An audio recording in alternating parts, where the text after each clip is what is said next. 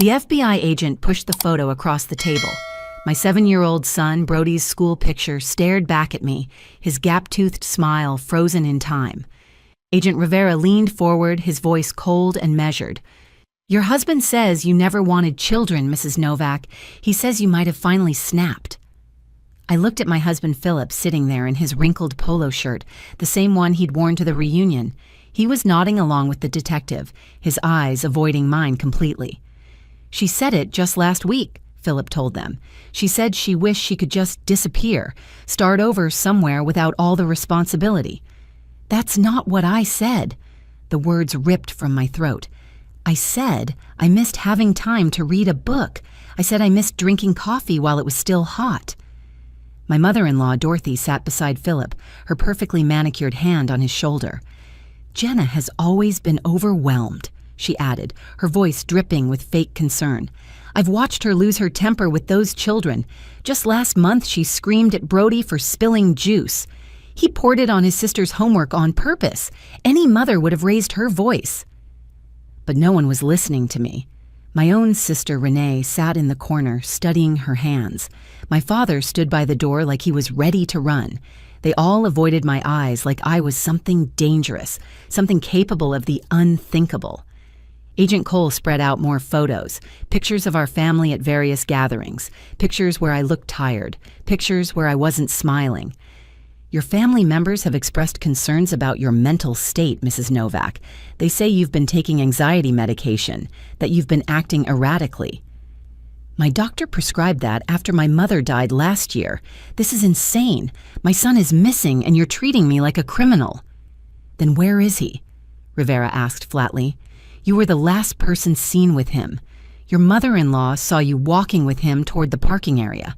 40 minutes later, he was gone." The interrogation room walls felt like they were closing in. The fluorescent lights buzzed overhead, harsh and unforgiving. This was hour 6 of questioning, and instead of looking for Brody, they were looking at me. That's when the door opened. My 9-year-old daughter, Skylar, walked in, clutching her tablet to her chest. She wasn't supposed to be there. She was supposed to be at Dorothy's house, safe and away from all this madness. "I need to show you something," Skylar said, her small voice cutting through the tension. She looked directly at Agent Rivera, then at her father. "I have a video of what really happened to Brody."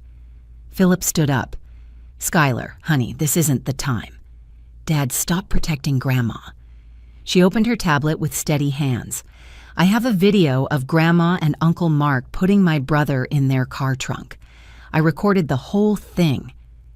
The room went completely silent. You could hear heart stopping.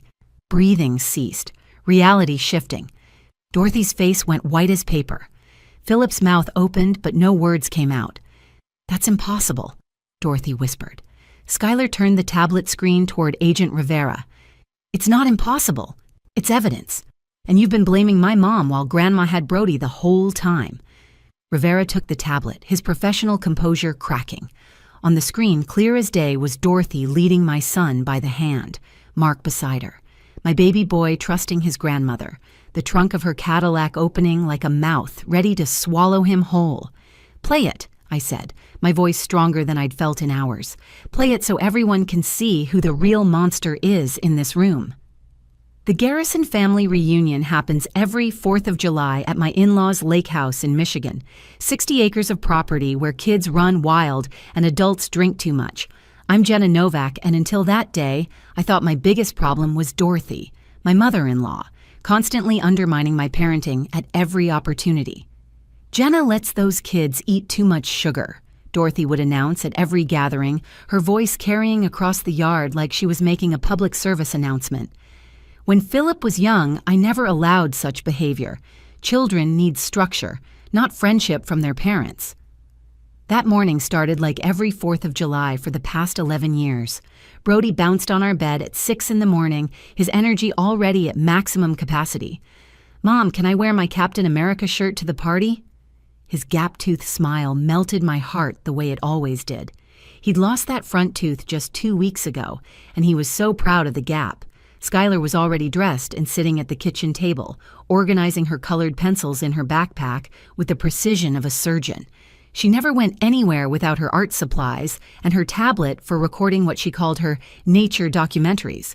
She'd been obsessed with David Attenborough videos lately, narrating everything in a British accent that made Brody giggle uncontrollably.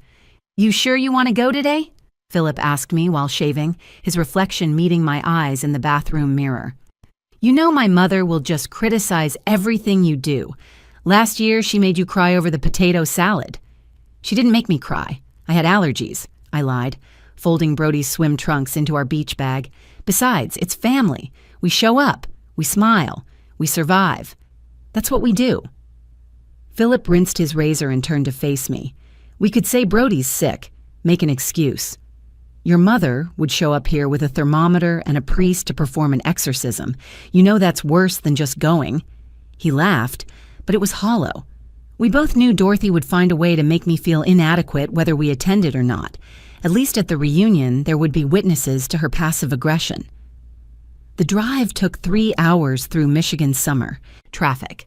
Philip played his favorite podcast about financial planning and investment strategies, while the kids watched downloaded movies on their tablets. I stared out the window at the passing farmland, mentally preparing my responses to Dorothy's inevitable criticisms. "Thank you for your concern. I'll take that into consideration." How interesting.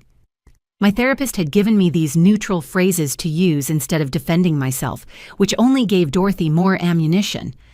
"Mom, can we swim first thing when we get there?" Brody asked, pulling out one earbud. "After we say hello to everyone, baby. Manners first, then fun."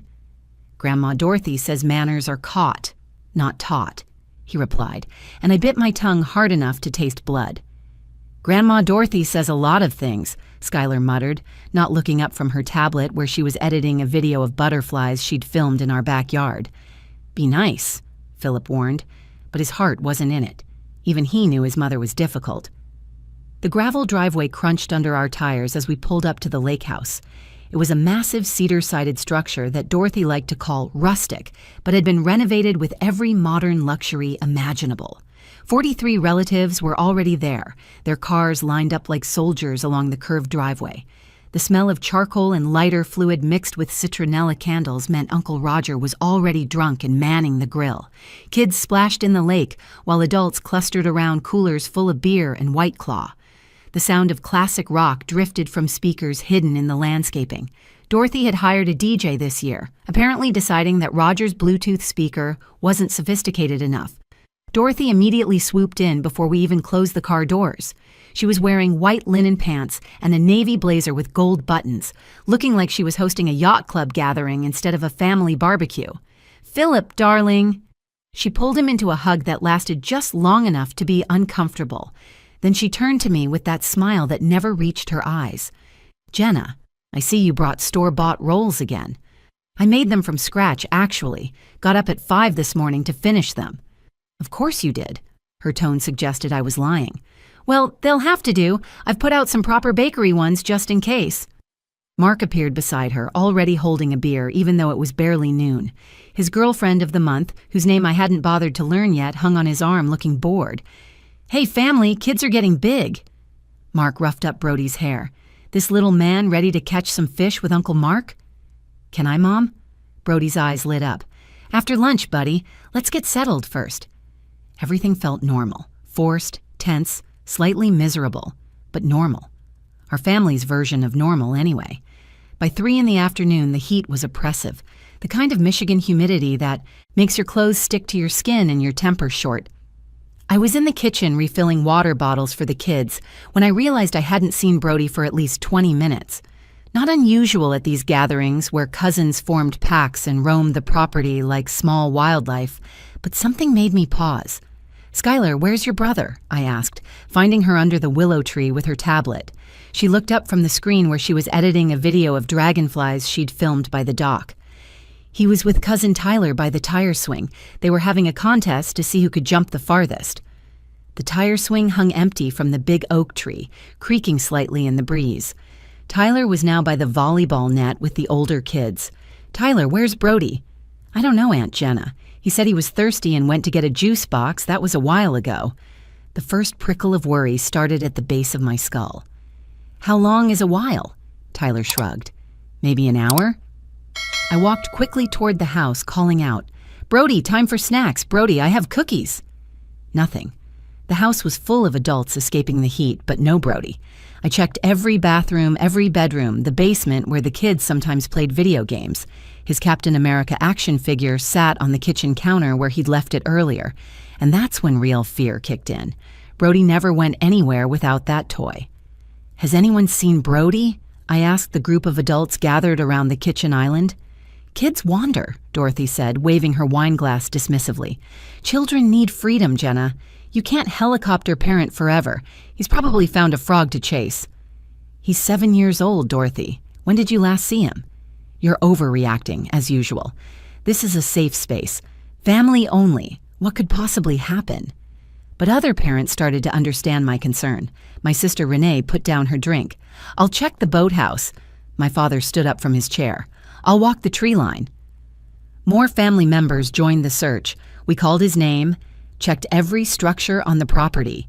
The tool shed, the old barn, behind the garage, inside every car.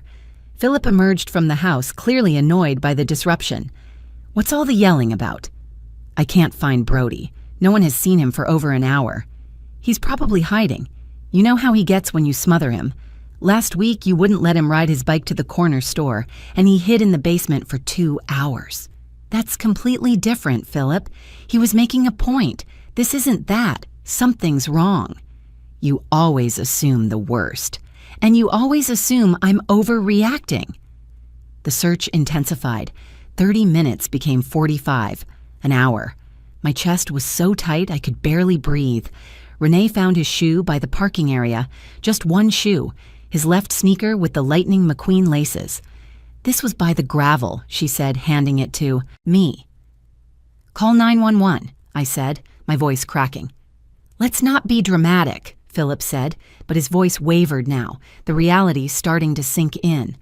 Dorothy interjected, her voice sharp. "If you hadn't let him run wild all the time, Jenna, he'd know to stay close. This is what happens when children have no boundaries." "Your property is 60 acres, Dorothy. Where is my son?" "Don't raise your voice at me. This is your fault for not watching him properly." "I was getting water for all the kids. I was gone for 5 minutes." Clearly, that was 5 minutes too long. I wanted to scream at her, to shake her, but instead I dialed 911 myself. The sheriff arrived at 4:47 p.m., followed by state police, and by sunset, the FBI had taken over. They found no trace of Brody except that shoe and his action figure. No witnesses saw him leave. No strange cars had been spotted. Security cameras from the gas station 2 miles away showed nothing unusual. Agent Rivera pulled me aside as the sun set, the sky painted red like a warning. "Mrs. Novak, we need to discuss some concerning things your husband has told us." "What things?" "He says you've been struggling with motherhood, that you recently mentioned wishing you'd never had children." My blood turned to ice water. "That's not what I said. I made a joke about missing sleeping in on Saturdays. Every parent says things like that." "He also mentioned you've been taking anxiety medication, that you've had angry outbursts. Your mother-in-law corroborates these concerns. She says you were the last person seen with Brody." I looked across the room at Philip, who was talking to another agent, gesturing with his hands. Dorothy stood beside him, rubbing his back, both of them glancing at me like I was a suspect, not a mother whose child was missing. The FBI moved me to a separate room in the lake house, Dorothy's home office that smelled like leather and judgment. Agent Rivera and Agent Cole sat across from me like I was a criminal instead of a terrified mother. The wooden chair felt hard beneath me, and I could hear my family's voices through the walls, discussing me like I wasn't there. "Jenna," Rivera said, opening a notebook, "your husband claims you were the last person with Brody. He says you took him to get something from your car around 2:30 p.m. That's a complete lie. I was in the kitchen with at least 12 other people. Ask Aunt Margaret, ask Cousin Linda, ask anyone who was actually there instead of drinking beer by the pool. Your mother-in-law corroborates his story. She says she distinctly saw you walking with Brody toward the parking area, holding his hand. Dorothy hates me. She's been trying to break up my marriage since the day Philip proposed. This is insane." Cole leaned forward, his face sympathetic but firm. "Several family members have expressed concerns about your mental state. Your sister Renee mentioned you called her crying last month, saying you were overwhelmed and couldn't handle everything anymore. My cat died. Whiskers, who I'd had for 15 years, died and I was sad. Since when is grief a crime? Your father says you've seemed distant lately. Your brother-in-law Mark says you barely spoke at Easter dinner. Because Mark spent Easter dinner describing his sexual conquests in detail. I was avoiding him, not having a breakdown. They grilled me for hours. Where did you hide him? Did you hurt him? Was it an accident? Did you plan this? The questions came faster and harder while my son was out there somewhere, scared and alone, and no one was actually looking for him. I want a lawyer, I finally said, my voice hoarse from answering the same questions 50 different ways. That's your right, Rivera said coldly, but innocent people usually don't need lawyers. It makes you look guilty. Being accused makes me look guilty. My husband and his mother lying makes me look guilty. I don't care how it looks anymore. I want a lawyer, and I want you to find my son. They released me at 2 a.m. with instructions not to leave town. The lake house was empty, except for Philip, who was sitting in the dark living room with a glass of whiskey. Where's Skylar? I asked. My mother took her to her house, just until this is sorted out. Sorted out? You mean until they arrest me for something I didn't do? He wouldn't look at me. Jenna, you have to admit you've been struggling. The medication, the mood swings, the way you snapped at Brody last week about his room. Every mother snaps occasionally. That doesn't make me a killer. Don't say that word. Why not? That's what you told them, isn't it? That's what you think? I don't know what to think anymore. I drove home alone to our empty house. The silence was deafening. Brody's cereal bowl still sat on the counter from that morning, a few Cheerios floating in warm milk. His iPad was still paused on a Minecraft video he'd been watching during breakfast. I collapsed on his bed, clutching his stuffed dinosaur that smelled like him, like grass stains and bubblegum shampoo. My phone buzzed with text after text. Renee, Jenna, what really happened? People are saying things.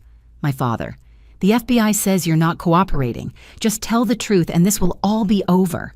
Mark, Philip's devastated. How could you do this to him? Even my best friend from college. I saw the news. I'm here if you need to talk about what happened. Everyone assumed I was guilty. Everyone believed I had hurt my baby. I didn't sleep. At sunrise, I made a decision. If the FBI wasn't going to look for Brody, I would. I drove back to the lake house alone, ignoring the missed calls from the lawyer my cousin had recommended. The property was wrapped in yellow tape, but I ducked under it. Maybe I'd missed something. Maybe Brody was hiding somewhere, scared and waiting for Mommy to find him. I searched every place we'd already looked, calling his name until my throat was raw. I was checking the old storm cellar when my phone rang. Skylar's face appeared on the screen. Mom, she whispered, and I could hear her crying.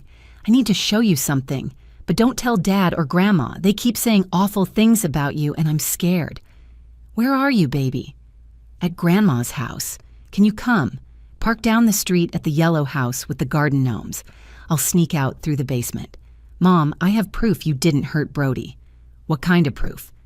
Just come, please. I can't let Grandma see me talking to you. She said I'm not allowed to call you anymore. My hands shook as I started the car.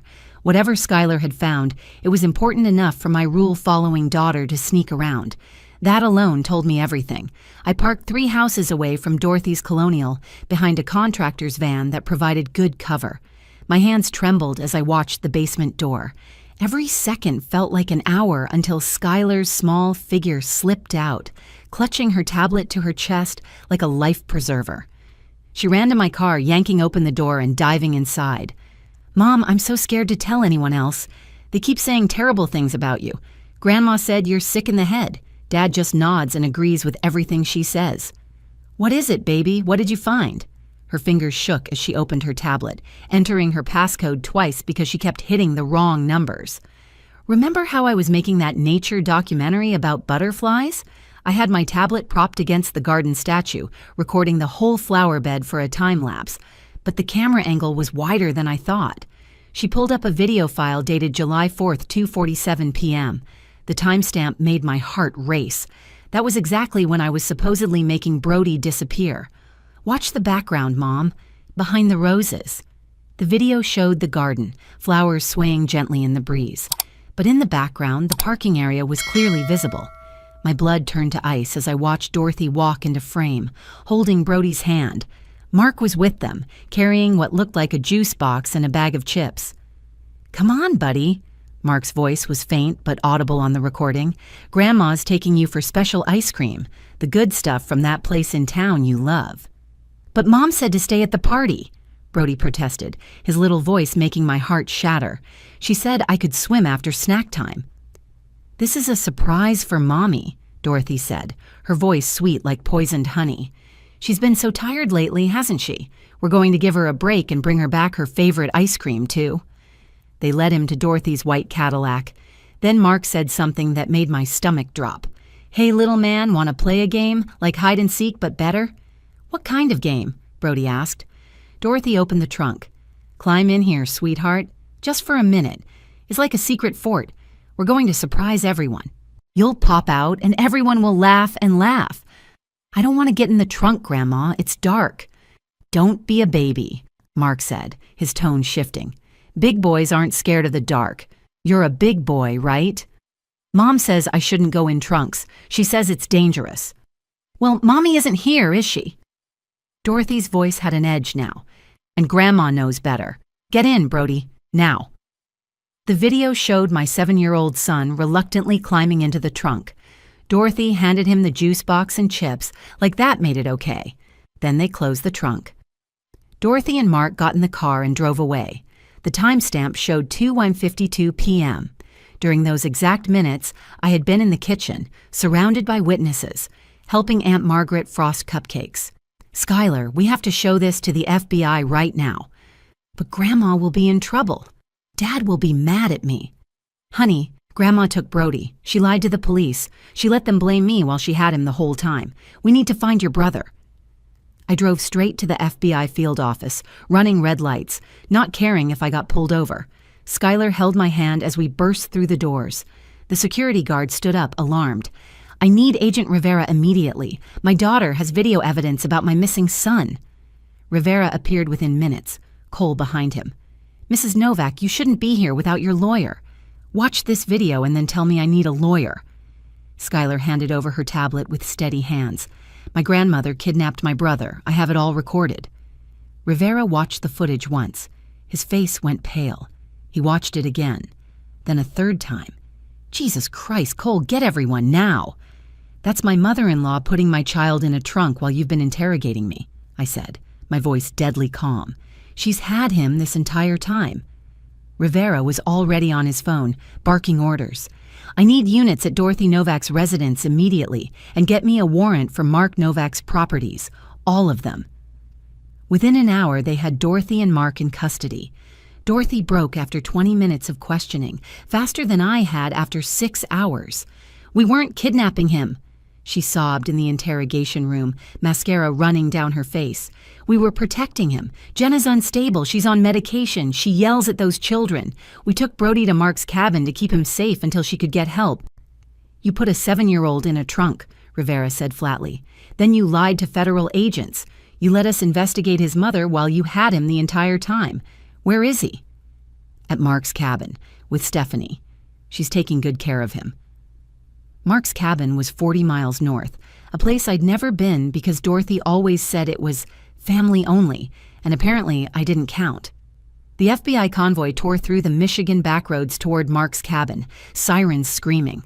I rode with Rivera, gripping the door handle while Skylar stayed at the office with a child advocate. 40 miles never felt so long. When we finally pulled up to the isolated cabin, I saw Mark's girlfriend Stephanie on the porch, her face white with shock as federal agents surrounded the property. "Where is my son?" I screamed, jumping out before Rivera fully stopped the car. "He's inside. He's okay. I didn't know he was missing, I swear. Dorothy said you had a breakdown and needed a few days." I pushed past her into the cabin. Brody sat on the couch watching cartoons, eating cereal like it was any other morning. When he saw me, his face crumpled.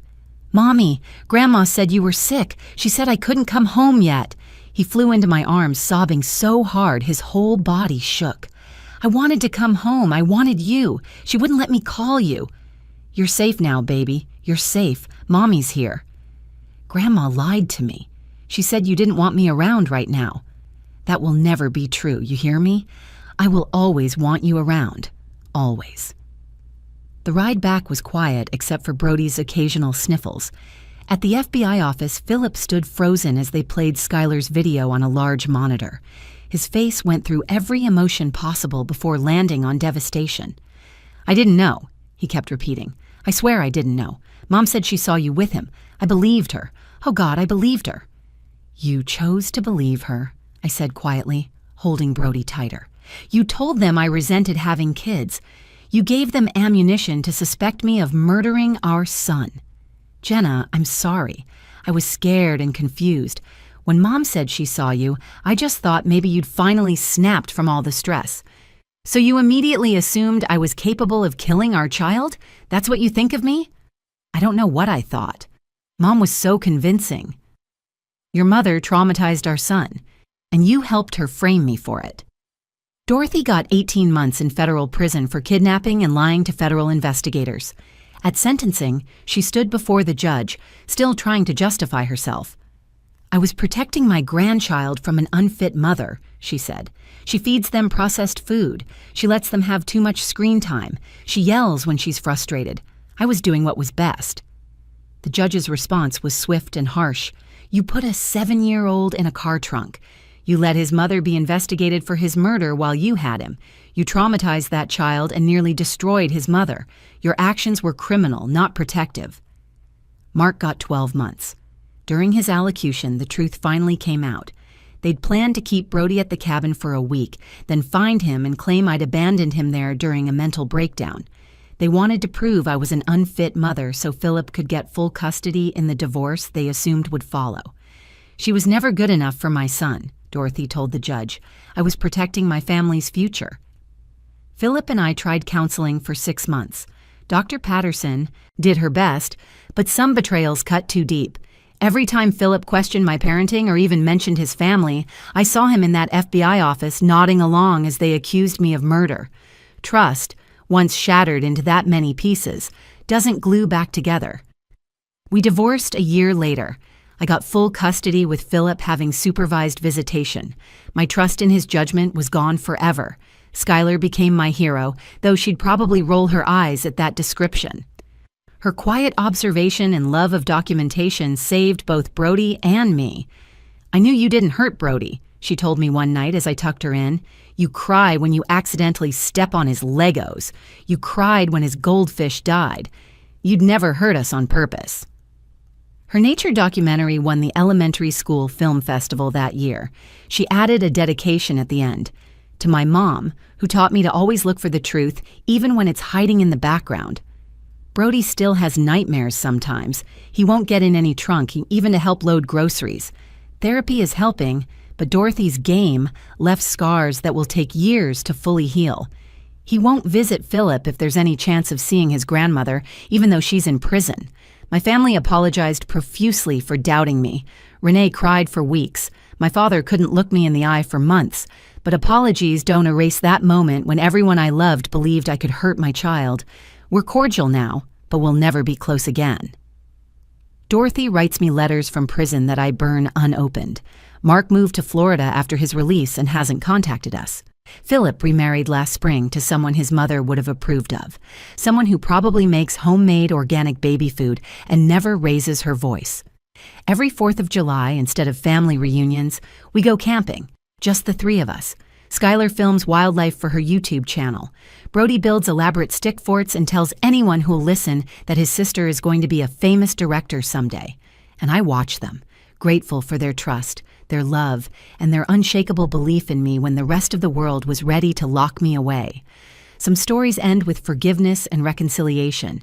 Mine ends with truth and freedom.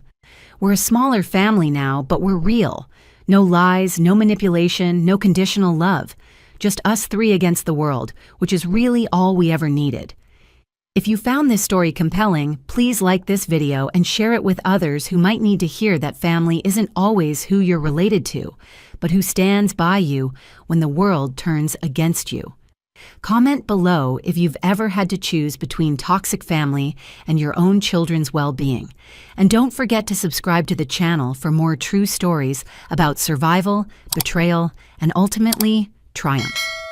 Thank you for listening to our story.